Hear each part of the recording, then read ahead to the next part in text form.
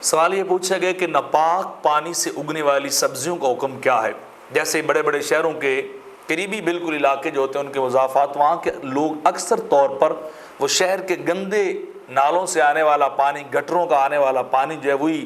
اپنی کھیتیوں کو لگاتے ہیں، سبزیاں اگاتے ہیں، اور وہی سبزیاں جا کے پھر شہر میں فروخت کرتے ہیں، بیچتے ہیں۔ تو ان کا حکم کیا ہے؟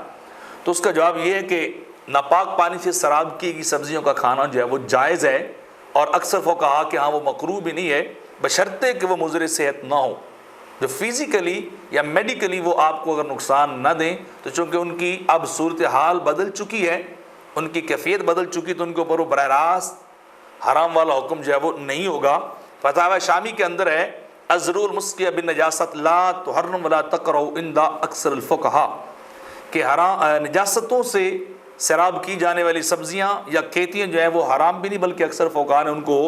مکروہ جو ہے وہ نہیں لکھا ہے۔ تو لہٰذا ایسی سبزیاں استعمال کی جا سکتی، لیکن انہیں بہتر یہ کہ جب آپ لے کے آئیں، آپ کو پتہ ہو تو اچھے طریقے سے ان کو پانی کے ساتھ دھو لیں، پاک صاف کر لیں، اور پھر ان کو استعمال کر لیں۔